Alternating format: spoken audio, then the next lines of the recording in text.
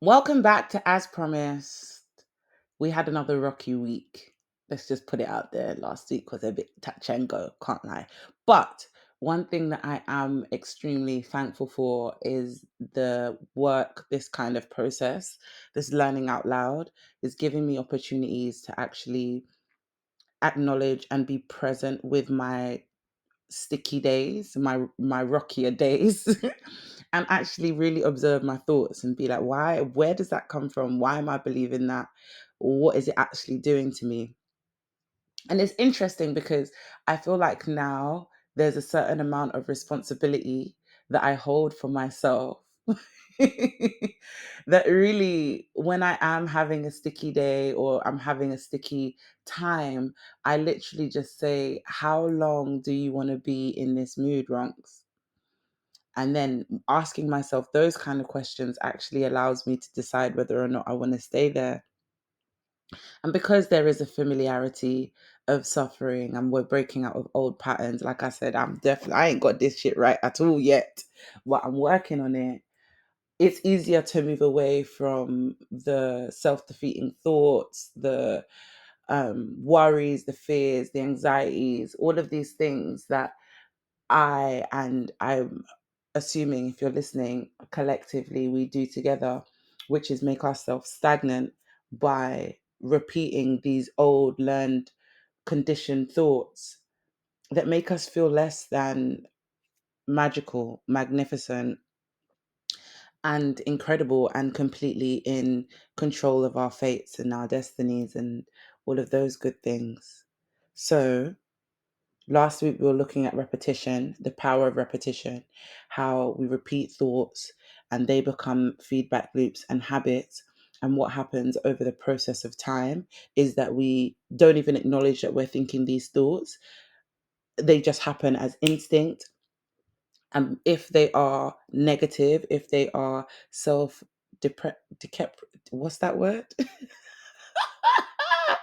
Self, I can't remember what it's called. Depreciating, deprecate. Anyway, self-defeating, self-abusive, minimalizing thoughts of self.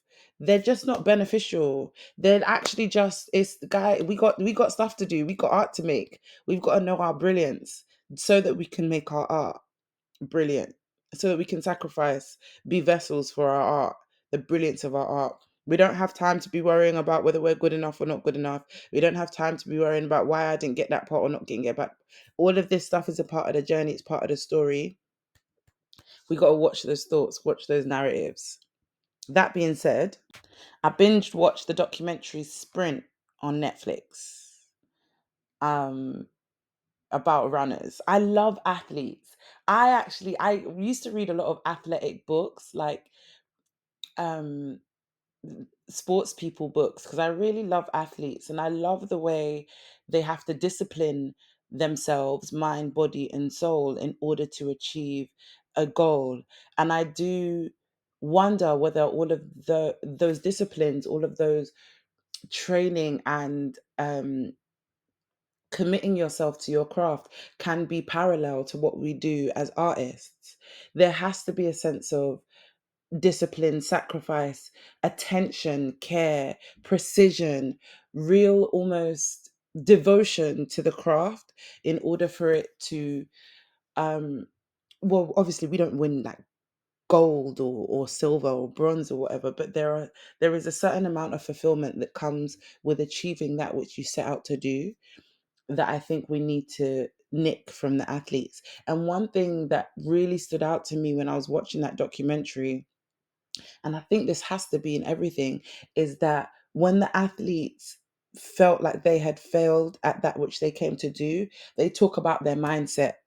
They talk about the way their head is in the game, their mental narrative to self, what they're saying to self, the thought patterns. There's one athlete in this documentary, which I've seen people talking about online, and they're kind of cussing him like his ego's mad big. He did it. And I'm like, nah, he actually just knows. He is so aligned with what he knows to be the truth that he's now playing. They call him a showman because he can perform. He's done the work. He's really put in in the work. I'm going in. I really enjoyed this documentary. He really put in the work in the time that he was supposed to be grafting, in the time he was supposed to be training, all the other stuff. And therefore, when it's time to perform, he's gassed with it. He's like, I do this in my sleep. Some people see that as arrogance. I see it as absolute ultimate confidence. He knows. And I'm like, you have to be that level of confident in your art. Athletics is art. I mean, the way their bodies look, let's be honest, that is definitely artistic sculptures. But yeah, it kept jumping out to me how they kept saying about their mental narrative, what they spoke to self, and going back over what we've been exploring with SuperBrain. If the mind creates the narrative and the brain just responds with chemical reactions, creating new neurons, and neuroplasticity, they've literally trained their brains to create new neurons that will help them win their races. They have trained their brains, which then relates to their bodies and all of the cells in their body and everything that they need, all of the muscles that they need to come together to win their race. They've trained their brain through their mental narrative, which is what I think we also need to do as artists, because our race is not just 10 seconds for a moment in like every 4 years, however many years the Olympics come up, I don't actually know. We don't train for a moment like that. We have to train for a lifetime. Our career is one that we're constantly giving, constantly sacrificing self, constantly learning, reading, creating characters, literally being present in somebody else's thought pattern and mind and the way in which they feel. Sometimes the characters that we play talk about, say, illnesses that they have or whatever. If we don't mentally do the brain work, the brain training, the mind to brain exploration, and make sure we are completely and utterly ready for the race, the time where it comes to perform, then we lose it. And I think this is also why some storytellers get nervous about going on stage or get nervous about going on set. The anxiety around that which we do not know, coming in and filtering our thoughts into thinking that, can I do this? Am I capable of doing this? I might not be able to do this. What if I don't do this? And then you get a false start once the gun goes off. You're then working for the rest of the race to try and catch up with the person that's already done the work, believes themselves. You might think is cocky, but look, they're flying. This is why I think this work is important as well. I've said it before, I'm going to say it again. I'm not no spiritual leader. I'm not trying to create a cult or anything like that.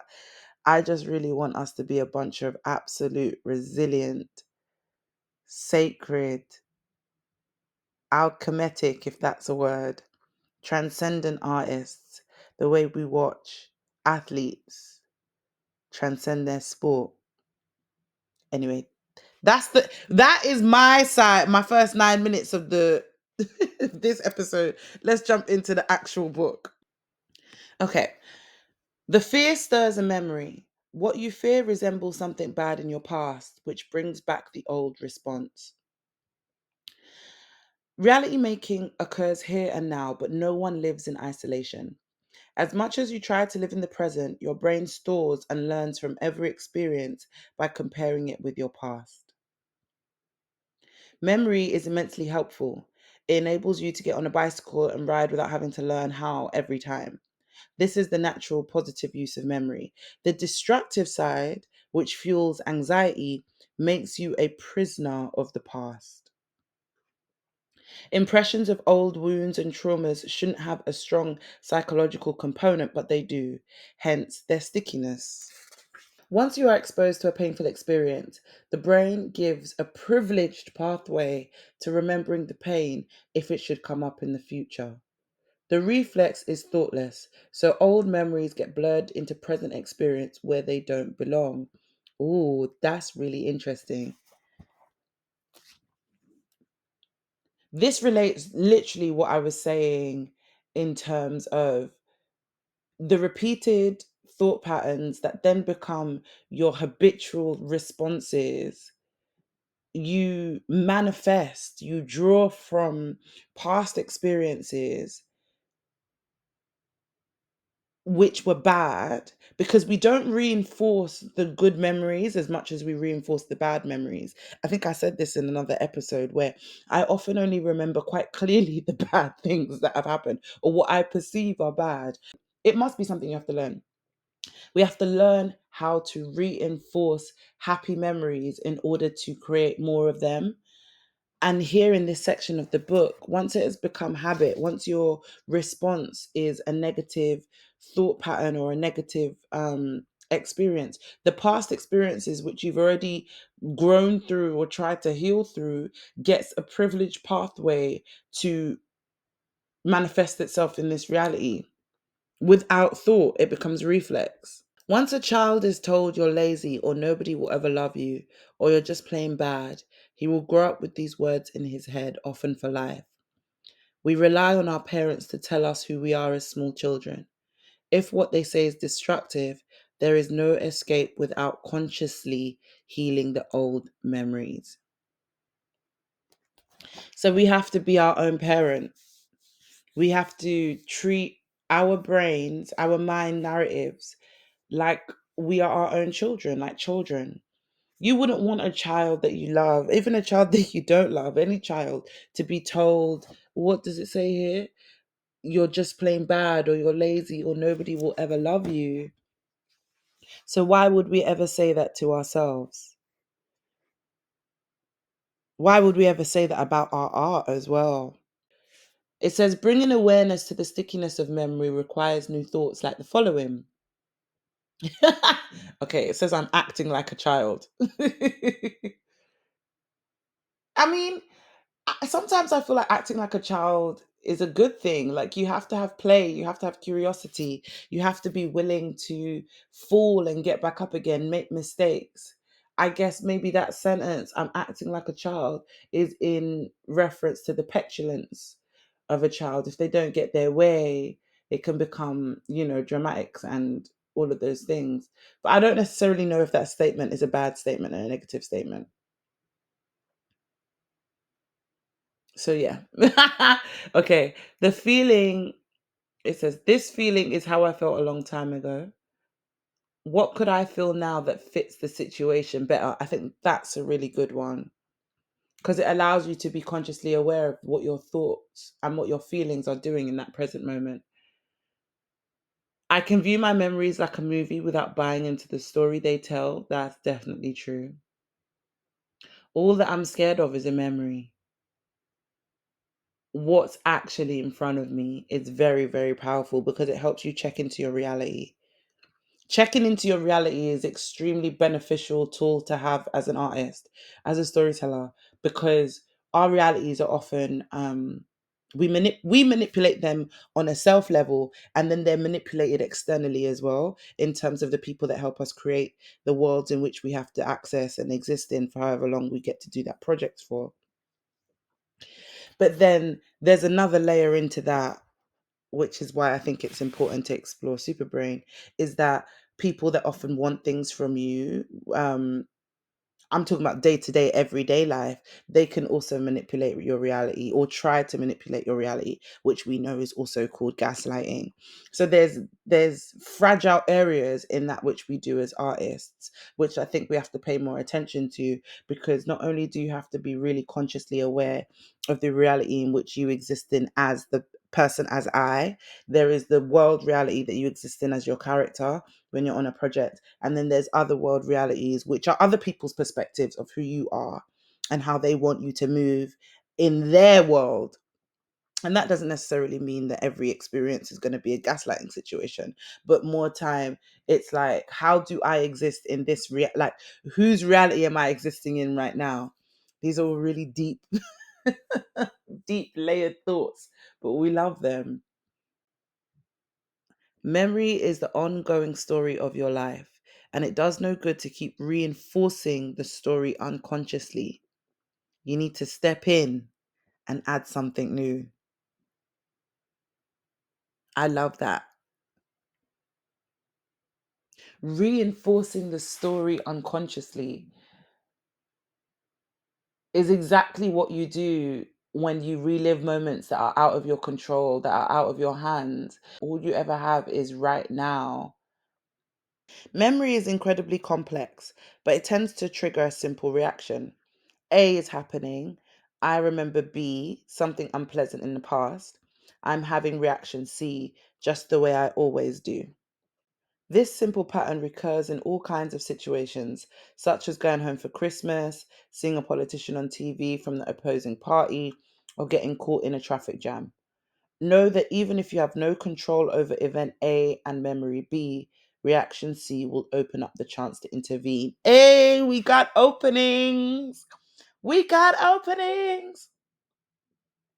While having your reaction, you can work on it, examining your response, moving the negative feelings that are evoked, and not running away until you feel that you have had the response you want to have. In the chain reaction, A, B, and C can hit all at once. But even so, you can intervene consciously to break the chain. And when you do, memory won't be quite so sticky anymore. Oh, I wrote as a note, staying in the observation, staying with observation. So this is an opening. In the past episodes, we spoke about looking for openings, waiting for openings to come in order to change the thought, because sometimes if it has become habit, it's really difficult to get out of that's what habit is. It becomes unconscious. You just do it because it's something that you do. But here we're going to start, what's that word? Intervening. We're going to start cutting through these thoughts. A is the external something is happening. Cool. Then we have B, which is the remembering of something that was in relation to this A. So like a traffic jam. I hurt myself. That person cut into my car and they drove into the side of the car, whatever have you. C, I got pissed off. Or it could be that you just get to change your thought. Am I okay? Is that person okay? What is actually happening, as we just learned? What do I need to do here in this moment to feel the most at ease, or to feel the most um peaceful in your body? Because we have to remember that whenever we cause stress or conflict within the body, the cells are not at ease. We're causing ourselves illness by doing that, and reinforcing patterns that we don't actually want to relive by diving into these feelings, diving into these thoughts without consciously acknowledging them. So it says, while having the reaction, you can work on it. So cool, you're upset. Someone's drove into your car. You're pissed off. Fuck, fuck, fuck. And then you can have the observation of, oh my gosh, my body's really hot. Oh my gosh, I'm angry. I'm not thinking. I'm just vexed. I'm shouting. I'm cussing. All of those things. Watching the negative feelings or being aware of them, and then moving the negative feelings, moving them and not running away until you feel that you have had the response that you want to have. I should have read this last week. Well, I mean, I've read the book. I just forget so quickly. It's all right. Memory allows us. So feeling the icky feelings, even in the reaction, if you've had the reaction already, but observing them and moving them, and shifting them until you've had the response you want to have, happens within the thoughts that you have. Is this beneficial to me? Is this beneficial to my body? Is this beneficial to my mind? Is this beneficial to my brain? Is this beneficial to my heart? Is this beneficial to my art? Is this beneficial to the people around me? Who do I serve if I'm in whatever emotion it is at that moment that you're in? Do you know what I mean? Who do I serve if I'm anxious about this thing right now? Because you're not serving self. And if we're on the exploration of serving self so that we can be of service to others, you aren't serving self when you're anxious. You aren't serving self when you're guilty. You aren't serving self when you're shameful. You aren't serving self when you're regretful. Witnessing those reactions, being in those reactions and moving them until we've had the response we want to have sounds so gangly to me. Exciting! Not me being so aligned with this book. The next section is this. Listen to this title. Fear leads to silence. From shame or guilt, you don't speak your fear, so it festers. From what and what, which we just mentioned second ago? Fear and shame. Bad gal, Bad gal. Okay. There's an old fashioned nobility about keeping your fears to yourself. Males in particular are reluctant to admit that they're afraid for fear of not being masculine enough in the eyes of other men. Can you imagine that? It's such a twisted complex for fear to be afraid of looking afraid in front of other men. What the hell? Being scared actually makes you friggin' powerful because at least you're open enough to say, I'm scared, but I'm gonna do it anyway. That's hot. Women are more likely, thanks to social acceptance amongst other women, to speak out about their emotion. But sharing too has its pitfalls, since people are pressured to keep their confessions or complaints within socially accepted boundaries. That's actually one thing that I need to remember. Sometimes I get really impatient. I'm really impatient when I see someone that I love